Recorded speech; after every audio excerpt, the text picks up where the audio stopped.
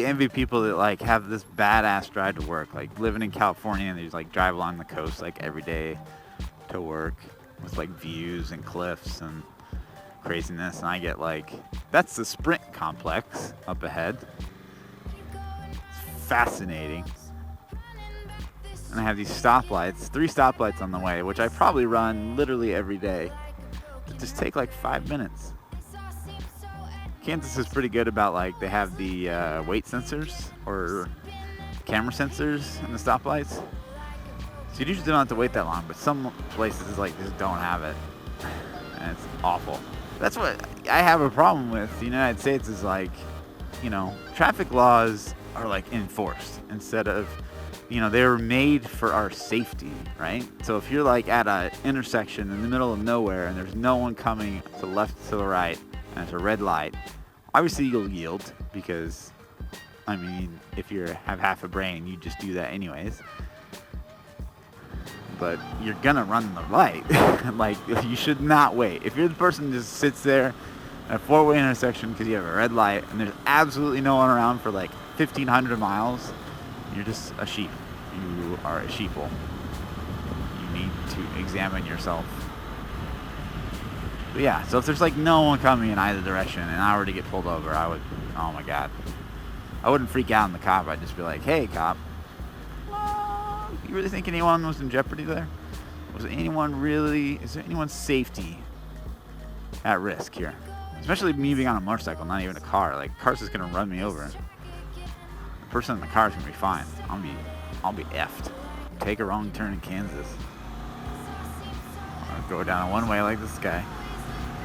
Drink up, baby. Look at this intersection. Like, why won't we just go straight here? What's this, like, crossover business? Some engineer just came through here like, oh, we're gonna cross the roads. Oh yeah, super fast driver. We gotta get around this lady, man. She's got kids and a cell phone out. Fuck this bitch. Crazy. Entertaining the kids behind her with their cell phone. It's weird, everywhere you go in the United States, like all motorcycle riders kind of do like this wave to each other. They're just fine. It's like, hey, you're riding, I'm riding. But I kind of don't wave to everybody. Like, I'm pretty selective on who I wave to. One of the people I don't wave to, people without helmets, and they can't get mad at me because they'll probably be dead soon. Second people I don't wave to are people on the trikes, like the one wheel in the front and 2 wheels in the back, or those like spider things that have like the 2 wheels in the front and 1 wheel in the back. I don't wave to those guys. Don't wave to them. But a lot of people don't wave the scooters, and I'll wave the scooters every time. Good for you, man. Scooters are great way to get around. Super environment friendly. It's just all throttle, pure fun. It's like wee, ciao, as Eddie Izzard would say. And you know, you don't see a lot of street bike people without helmets on, but you do see a lot of street bike people in Kansas at least with like, they got the helmet on, but they're wearing like a tank top and like khaki shorts. It's like, well, at least they're protecting their head, but they'll probably fuck themselves up still. But I'd rather see that than vice versa. Someone's like wearing a jacket and, you know, proper boots and stuff, but wearing no helmet. I think I'd rather see that. I should just start judging people, like waving to people based on their wardrobe. Like, this guy's wearing black. Wave. Hello. This guy's wearing a red bandana. No. This guy's wearing white. It's after Labor Day. No wave. Sadly, it's usually a split decision. You don't have much time to examine them before you wave. So all I can really see is, oh, you got 3 wheels? No wave. No wave for you. Oh, no helmet? I see some hair flowing in the wind? No wave. You don't get a wave. You shouldn't be waving anyways. You should be putting both hands on the motorcycle to make sure you don't crash so you don't die. I think merging onto the highway is always my favorite, because there's no better way to really speed up. And here we go!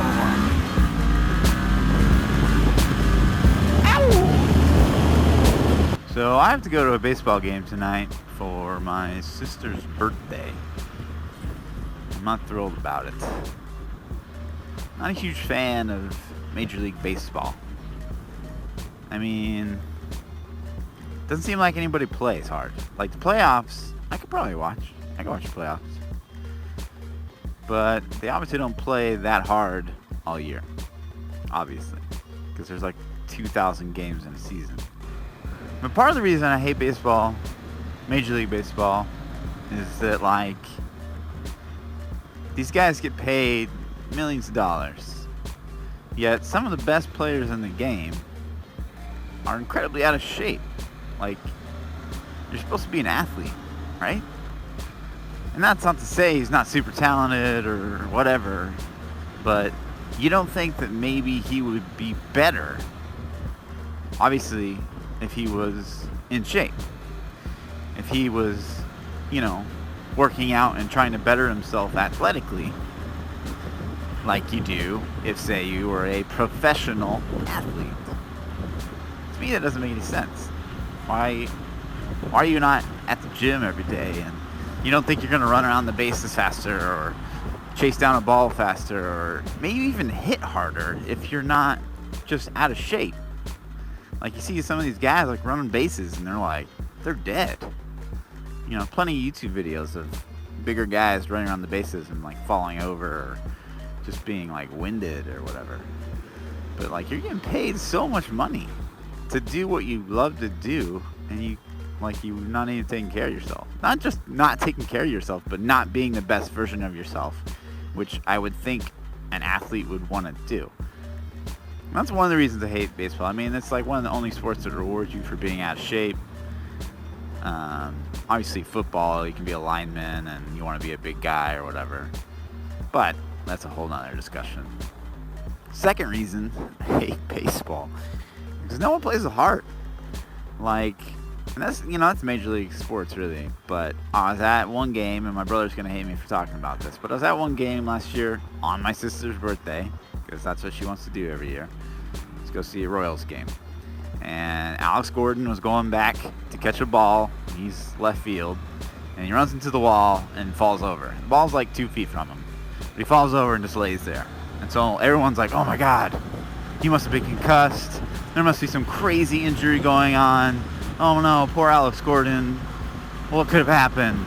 He must have broken his face or something. But 2 days later, comes out, and apparently it strained his groin.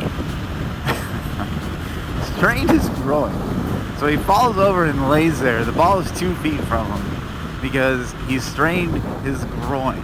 Like, how big of a pansy, not just a pansy, but absolutely no heart athlete do you have to be to not walk 2 seconds, not crawl over to that ball and throw it in when it's a strained freaking groin? Like, what's wrong with you? Like, I play beer league softball, and if I smash my face, I'd still crawl, get the ball, and throw it in. And I'm not getting paid $1 billion.